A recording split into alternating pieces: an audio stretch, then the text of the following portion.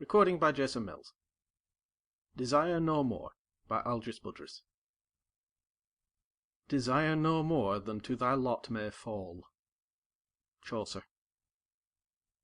The small young man looked at his father and shook his head. But you've got to learn a trade, his father said, exasperated. I can't afford to send you to college. You know that. I've got a trade, he answered. His father smiled thinly. What? He asked patronizingly. I'm a rocket pilot, the boy said, his thin jaw stretching the skin of his cheeks. His father laughed in the way the boy had learned to anticipate, and hate. Yeah, he said. He leaned back in his chair and laughed so hard that the Sunday paper slipped off his wide lap and fell to the floor with an unnoticed stiff rustle. A rocket pilot! His father's derision hooted through the quiet parlour. Oh no, a rocket pilot! The boy stared silently at the convulsed figure in the chair. His lips fell into a set wide bar, and the corners of his jaws bulged with the tension in their muscles. Suddenly he turned on his heel, and stalked out of the parlour, through the hall, out the front door to the porch. He stopped there, hesitating a little. Marty! His father's shout followed him out of the parlour. It seemed to act like a hand between the shoulder blades, because the boy almost ran as he got down the porch stairs. What is it, Howard? Marty's mother asked in a worried voice as she came in from the kitchen, her damp hands rubbing themselves dry against the sides of her house dress. Crazy kid, Howard Isherwood muttered. He stared at the figure of his son as the boy reached the end of the walk and turned off into the street. Come back here! He shouted. A rocket pilot, he cursed under his breath. What's the kid been reading? Claiming he's a rocket pilot. Margaret Isherwood's brow furrowed into a faint, bewildered frown. But isn't he a little young? I know they're teaching some very odd things in high schools these days, but it seems to me... Oh, for Pete's sake, Marge, there aren't even any rockets yet. Come back here, you idiot! Howard Isherwood was standing on his porch, his clenched fists trembling at the end of his stiffly held arms. Are you sure, Howard? His wife asked faintly. Yes, I'm sure. But where's he going? Stop that! Get off that bus! You hear me, Marty? Howard! Stop acting like a child and talk to me. Where is that boy going? Howard Isherwood, stocky, red-faced, 47, and defeated, turned away from the retreating bus and looked at his wife. I don't know, he told her bitterly, between rushes of air into his jerkily heaving lungs. Maybe the moon, he told her sarcastically. Martin Isherwood, rocket pilot. Weight, 102. Height, 4 feet 11 inches. Had come of age at 17. The small man looked at his faculty advisor. No, he said, I am not interested in working for a degree. But... The faculty advisor unconsciously tapped the point of a yellow pencil against the fresh green of his desk blotter, leaving a rough arc of black flecks. Look, Ish, you've got to either deliver or get off the basket. This program is just like the others you've followed for 9 semesters. Nothing but math and engineering. You've taken just about every undergrad course there is in those fields. How long are you going to keep this up? I'm signed up for Astronomy 101, Isherwood pointed out. The faculty advisor snorted. A snap course. A breather after you've studied the same stuff in celestial navigation. What's the matter, Ish? Scared of liberal arts? Isherwood shook his head. Not interested. No time. And that astronomy course isn't a breather. Different slant from CNav. They won't be talking about stars as checkpoints, but as things in themselves. Something seemed to flicker across his face as he said it. The advisor missed it. He was too engrossed in his argument. Still a snap. What's the difference how you look at a star? Isherwood almost winced. Call it a hobby, he said. He looked down at his watch. Come on, Dave. You're not going to convince me. You haven't convinced me any of the other times either, so you might as well give up, don't you think? I've got a half hour before I go on the job. Let's go get some beer. The advisor, not much older than Isherwood, shrugged, defeated. Crazy, he muttered. But it was a hot day, and he was as thirsty as the next man. The bar was air-conditioned. The advisor shivered, half grinned, and softly quoted, "Though I go bare, take ye no care, I am nothing a cold. I stuff my skin so full within of jolly good ale and old." Huh? Ish was wearing the look with which he always reacted to the unfamiliar. The advisor lifted 2 fingers to the bartender and shrugged. "It's a poem. About 400 years old, as a matter of fact." "Oh. Don't you give a damn?" the advisor asked with some peevishness. Ish laughed shortly, without embarrassment. "Sorry, Dave, but no. It's not my racket." The advisor cramped his hand a little too tightly around his glass. "Strictly a specialist, huh?" Ish nodded. "Call it that." "But what, for Pete's sake? What is this crazy specialty that blinds you to all the fine things that man has done?" Ish took a swallow of his beer. "Well now, if I was a poet, I'd say it was the finest thing that man has ever done." The advisor's lips twisted in derision. "That's pretty fanatical, isn't it?" "Uh-huh." Ish waved to the bartender for refills. The Navion took a boiling thermal under its right wing and bucked upwards suddenly, tilting at the same time, so that the pretty brunette girl in the other half of the side-by-side was thrown against him. Ish laughed, a sound that came out of his throat as turbulently as that sudden gust of heated air had shot up out of the Everglades, and corrected with a tilt of the wheel. "Relax, Nan," he said, his words colored by the lingering laughter. "It's only air. Nasty old air." The girl patted her short hair back into place. "I wish you wouldn't fly this low," she said, half frightened. "Low? Call this low?" Ish teased. "Here, let's drop it a little, and you'll really get an idea of how fast we're going." He nudged the wheel forward, and the Navion dipped its nose in a shallow dive, flattening out 30 feet above the mangrove. The swamp howled with the chug of the dancing pistons and the claw of the propeller at the protesting air, and from the cockpit the Everglades resolved into a dirty green blur that rocketed backward into the slipstream. "Morty!" Ish chuckled again. He couldn't have held the ship down much longer anyway. He tugged back on the wheel suddenly, targeting a cumulus bank with his spinner. His lips peeled back from his teeth and his jaw set. The Navion went up at the clouds, her engine turning over as fast as it could, her wings cushioned on the rising thrust of another thermal. And, suddenly, it was as if there were no girl beside him to be teased, and no air to rock the wings. There were no wings. His face lost all expression. Faint beads of sweat broke out above his eyes and under his nose. "Up," he grunted through his clenched teeth. His fists locked on the wheel. "Up!" The Navion broke through the cloud, kept going. "Up!" If he listened closely, in just the right way, he could almost hear, "Morty!" the rumble of a louder, prouder engine that the Earth had ever known. He sighed, the breath whispering through his parting teeth, and the aircraft leveled off as he pushed at the wheel with suddenly lax hands. Still half lost, he turned and looked at the white-faced girl. "Scare you?" he asked gently. She nodded. Her fingers were trembling on his forearm. "Me too," he said. "Lost my head. Sorry." "Look," he told the girl. "You got any idea what it costs to maintain a racing plane? Everything I own is tied up in the foo. My ground crew, my trailer, and that scrummy old Ryan that should have been salvaged 10 years ago. I can't get married. Suppose I crack the foo next week? You're dead broke, a widow, and with a funeral to pay for. The only smart thing to do is wait a while." Nan's eyes clouded, and her lips trembled. "That's what I've been trying to say. Why do you have to win the Vandenberg Cup next week? Why can't you sell the foo and go into some kind of business? You're a trained pilot." He had been standing in front of her with his body unconsciously tense from the strain of trying to make her understand. Now he relaxed. More, he slumped, and something began to die in his face, and the first faint lines crept in to show that after it had died, it would not return to life, but would fossilize, leaving his features in the almost unreadable mask that the newspapers would come to know. "I'm a good bit more than a trained pilot," he said quietly. "The foo is a means to an end. After I win the Vandenberg Cup, I can walk into any plant in the States, Douglas, North American, Boeing, any of them, and pick up the chief test pilot's job for the asking. A few of them have as good as said so. After that... His voice had regained some of its former animation from this new source.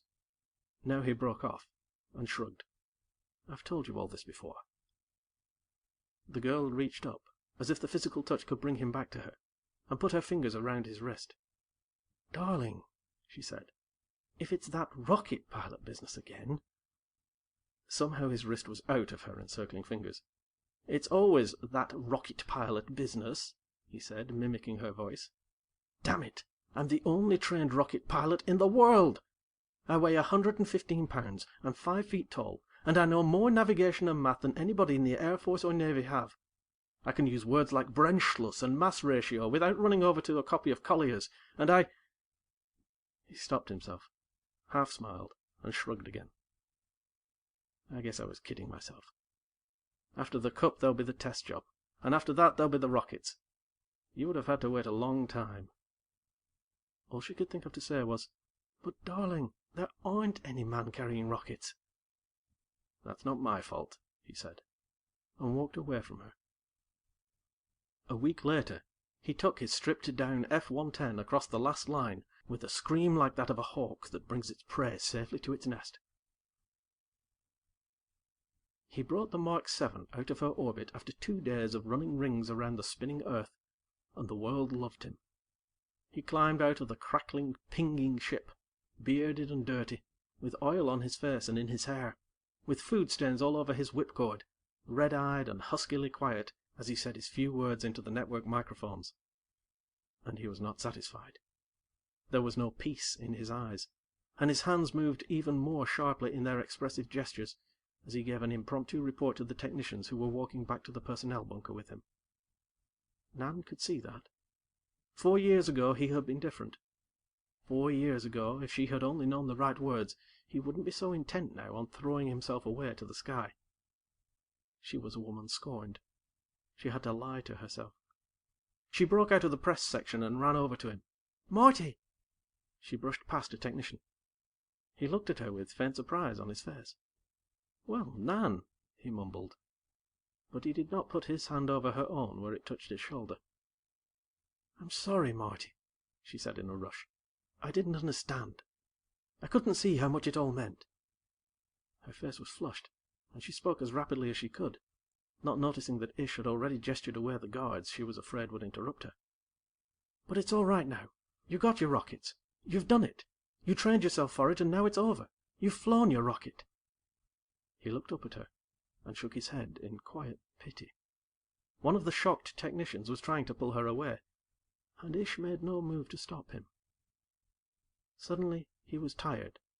There was something in him that was trying to break out against his will, and his reaction was that of a child whose candy is being taken away from him after only one bite.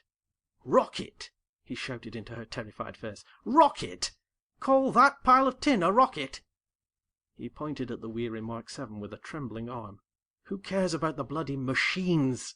If I thought roller skating would get me there, I would have gone to work in a rink when I was 17. It's getting there that counts. Who gives a good goddamn how it's done, or what with?" And he stood there, shaking like a leaf, outraged, while the guards came and got her.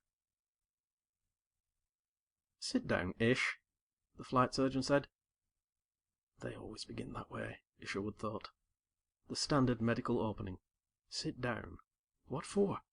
Did somebody really believe that anything he might hear would make him faint?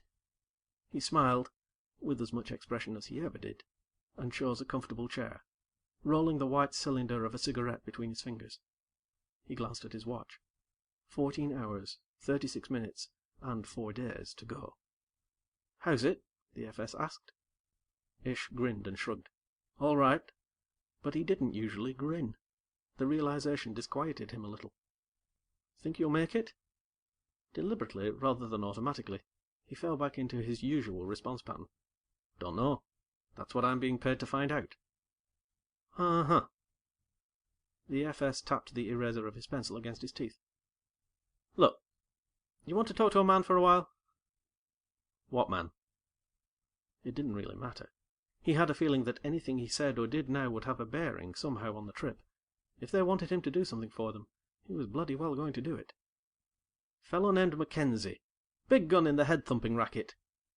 The flight surgeon was trying to be as casual as he could. "Air Force insisted on it, as a matter of fact," he said. "Can't really blame them. After all, it's their beast." "Don't want any hole heads denting it up on them, huh?" Ish lit the cigarette and flipped his lighter shut with a snap of the lid. "Sure. Bring him on." The FS smiled. "Good. He's in the next room. Okay to ask him in right now?" "Sure." Something flickered in Isherwood's eyes. Amusement at the flight surgeon's discomfort was part of it. Worry was some of the rest. Mackenzie didn't seem to be taking any notes, or paying any special attention to the answers Ish was giving to his casual questions. But the questions fell into a pattern that was far from casual, and Ish could see the small button mic of a portable tape recorder nestling under the man's lapel. "Been working your own way for the last 17 years, haven't you?" Mackenzie seemed to mumble, in a perfectly clear voice. Ish nodded. "How's that?" The corners of Isherwood's mouth twitched, and he said, "Yes," for the recorder's benefit. "Odd jobs, first of all." "Something like that. Anything I could get the first few months. After I was halfway set up, I stuck to garages and repair shops."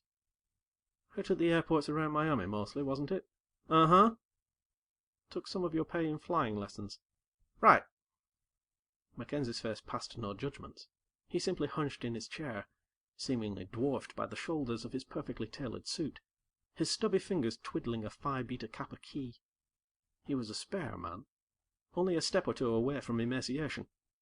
Occasionally, he pushed a tired strand of washed-out hair away from his forehead. Ish answered him truthfully, without more than ordinary reservations. This was the man who could ground him. He was dangerous, red-letter dangerous because of it. "No family?" Ish shrugged. "Not that I know of. Cut out at 17. My father was making good money. He had a pension plan, insurance policies. No need to worry about them." Ish knew the normal reaction a statement like that should have brought. Mackenzie's face did not go into a blank of repression, but it still passed no judgments. "How's things between you and the opposite sex?" "About normal." "No wife? No steady girl?" "Not a very good idea in my racket." Mackenzie grunted. Suddenly, he sat bolt upright in his chair and swung toward Ish. His lean arm shot out, and his index finger was aimed between Isherwood's eyes. "You can't go!" Ish was on his feet, his fists clenched, the blood throbbing in his temple veins. "What?" he roared. Mackenzie seemed to collapse in his chair. The brief commanding burst was over, and his face was apologetic. "Sorry," he said. He seemed genuinely abashed. "Shotgun therapy. Works best sometimes. You can go, all right. I just wanted to get a fast check on your reactions and drives." Ish could feel the anger that still ran through him. Anger, and more fear than he wanted to admit. "I'm due at a briefing," he said tautly. "You through with me?" Mackenzie nodded, still embarrassed. "Sorry." Ish ignored the man's obvious feelings. He stopped at the door to send a parting stroke at the thing that had frightened him. "Big gun in the psychiatry racket, huh? Well, your professional lingo's slipping, Doc. They did put some learning in my head at college, you know. Therapy, hell! Testing, maybe, but you sure didn't do anything to help me." "I don't know," Mackenzie said softly. "I wish I did." Ish slammed the door behind him. He stood in the corridor, jamming a fresh cigarette in his mouth. He threw a glance at his watch. 12 hours, 22 minutes, and 4 days to go. Damn! He was late for the briefing. Odd. That fool psychiatrist hadn't seemed to take up that much of his time. He shrugged. What difference did it make? As he strode down the hall, he lost his momentary puzzlement under the flood of realization that nothing could stop him now. That the last hurdle was beaten. He was going. He was going, and if there were faint echoes of "Marty" ringing in the dark background of his mind, they only served to push him faster, as they always had. Nothing but death could stop him now.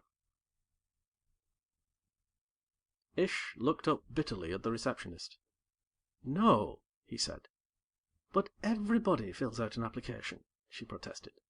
"No, I've got a job," he said, as he had been saying for the last half hour. The receptionist sighed. "If you'll only read the literature I've given you, you'll understand that all your previous commitments have been cancelled. Look, honey, I've seen company poop sheets before. Now let's cut this nonsense. I've got to get back. But nobody goes back. God damn it. I don't know what kind of place this is, but... He stopped at the receptionist's wince, and looked around, his mouth open. The reception desk was solid enough. There were in and out and hold baskets on the desk, and the receptionist seemed to see nothing extraordinary about it. But the room, a big room, he realized, seemed to fade out at the edges, rather than stop at walls. The lighting, too. "Let's see your back," he rapped out, his voice high. She sighed in exasperation. If you'd read the literature... She swiveled her chair slowly. "No wings," he said. "Of course not," she snapped. She brushed her hair away from her forehead without his telling her to. "No horns, either." "Streamlined, huh?" he said bitterly. "It's a little different for everybody," she said, with unexpected gentleness. "It would have to be, wouldn't it?" "Yeah, I guess so," he admitted slowly. Then he lost his momentary awe, and his posture grew tense again. He glanced down at his wrist. 6 hours, 47 minutes, and no days to go. "Who do I see?" She stared at him, bewildered at the sudden change in his voice. "See? About getting out of here. Come on, come on," he barked, snapping his fingers impatiently. "I haven't got much time." She smiled sweetly. "Oh, but you do." "Can it? Who's your section boss? Get him down here, on the double. Come on." His face was streaming with perspiration, but his voice was firm with the purpose that drove him. Her lips closed into an angry line, and she jabbed a finger at a desk button. "I'll call the personnel manager." "Thanks," he said sarcastically, and waited impatiently. Odd, the way the receptionist looked a little like Nan. The personnel manager wore a perfectly tailored suit. He strode across the lobby floor toward Ish, his hand outstretched. "Martin Isherwood," he exclaimed enthusiastically. "I'm very glad to meet you." "I'll bet," Ish said dryly, giving the personnel manager's hand a short shake. "I've got other ideas. I want out." "That's all he's been saying for the past 45 minutes, sir," the receptionist said from behind her desk. The personnel manager frowned. Yes. Well, that's not unprecedented. But hardly usual," he added. Ish found himself liking the man. He had a job to do, and after the preliminary formality of the greeting had been passed, he was ready to buckle down to it. Shucks, the receptionist wasn't such a bad girl either. He smiled at her. "Sorry I lost my head," he said. She smiled back. "It happens." He took time to give her one more smile, and a half wink, and swung back to the personnel manager. "Now, let's get this thing straightened out. I've got..." He stopped to look at his watch.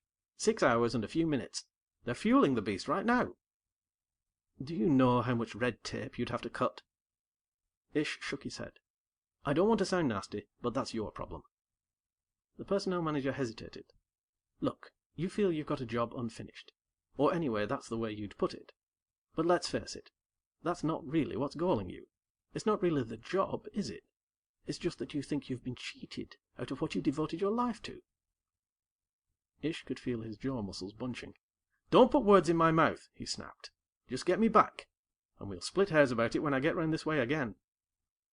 Suddenly he found himself pleading. "All I need is a week," he said. "It'll be a rough week. No picnic, no pleasures of the flesh. No smoking, no liquor. I certainly won't be breaking any laws. 1 week. Get there, putter around for 2 days, and back again. Then you can do anything you want to. As long as it doesn't look like the trip's responsible, of course." The personnel manager hesitated. "Suppose..." he began, but Ish interrupted him. "Look, they need it down there. They've got to have a target, some place to go. We're built for it. People have to have... But what am I telling you for? If you don't know, who does?" The personnel manager smiled. "I was about to say something." Ish stopped, abashed. "Sorry." He waved the apology away with a short movement of his hand. "You've got to understand that what you've been saying isn't a valid claim. If it were, human history would be very different, wouldn't it? Suppose I showed you something first. Then you could decide whether you want to stay, after all." "How long's it going to take?" Ish flushed under the memory of having actually begged for something. "Not long," the personnel manager said. He half turned, and pointed up at the Earth, hanging just beyond the wall of the crater in which they were suddenly standing. "Earth," the personnel manager said. Somehow, Ish was not astonished. He looked up at the Earth, touched by cloud and sunlight, marked with ocean and continent, crowned with ice. The unblinking stars filled the night. He looked around him. The moon was silent, quiet, patient, waiting. Somewhere a metal glint against the planet above, if it were only large enough to be seen, was the station, and the ship for which the moon had waited. Ish walked a short distance. He was leaving no tracks in the pumice the ages had sown. But it was the way he had thought of it, nevertheless. It was the way the image had slowly built up in his mind, through the years, through the training, through the work. It was what he had aimed the Navion at, that day over the Everglades. "It's not the same," he said. The personnel manager sighed. "Don't you see?" Ish said. "It can't be the same. I didn't push the beast up here. There wasn't any feel to it. There wasn't any sound of rockets." The personnel manager sighed again. "There wouldn't be, you know. Taking off from the station, landing here. Vacuum." Ish shook his head. "There'd still be a sound. Maybe not for anybody else to hear. And maybe there would be. There'd be people back on Earth who'd hear it."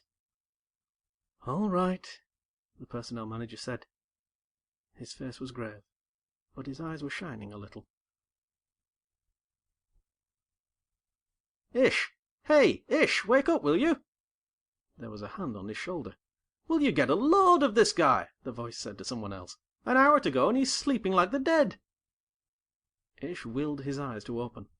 He felt his heart begin to move again, felt the blood sluggishly begin to surge into his veins. His hands and feet were very cold.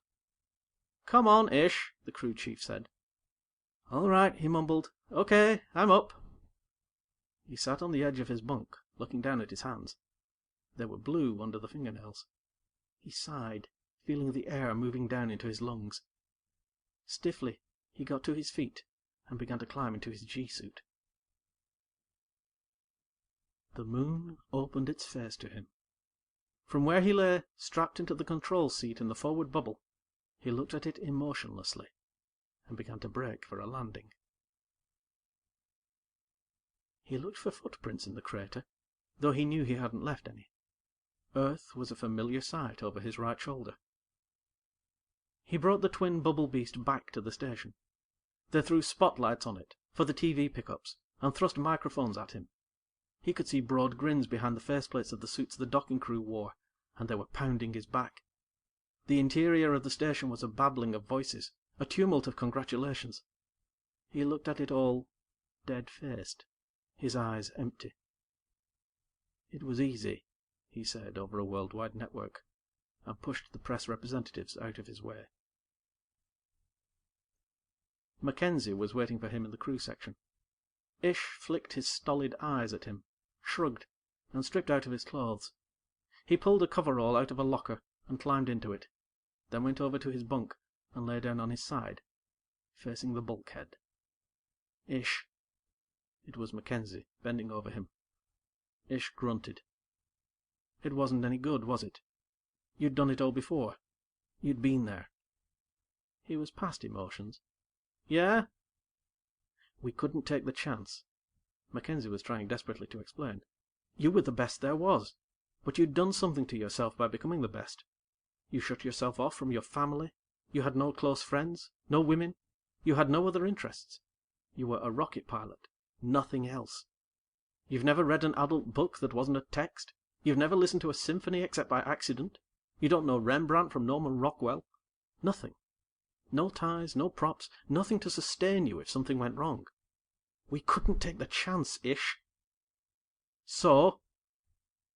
"There was too much at stake. If we let you go, you might have forgotten to come back. You might have just kept going." He remembered the time with the Navion, and nodded. "I might have." "I hypnotized you," Mackenzie said. "You were never dead. I don't know what the details of your hallucination were, but the important part came through, all right. You thought you'd been to the moon before. It took all the adventure out of the actual flight. It was just a workaday trip." "I said it was easy," Ish said. "There was no other way to do it. I had to cancel out the thrill that comes from challenging the unknown. You knew what death was like, and you knew what the moon was like. Can you understand why I had to do it?" "Yeah. Now get out of here before I kill you." He didn't live too long after that. He never entered a rocket again. He died on the station, and was buried in space, while a grateful world mourned him. I wonder what it was like, in his mind, when he really died. But he spent the days he had, after the trip, just sitting at an observatory port, cursing the traitor stars with his dead and purposeless eyes. End of Desire No More by Algis Budrys.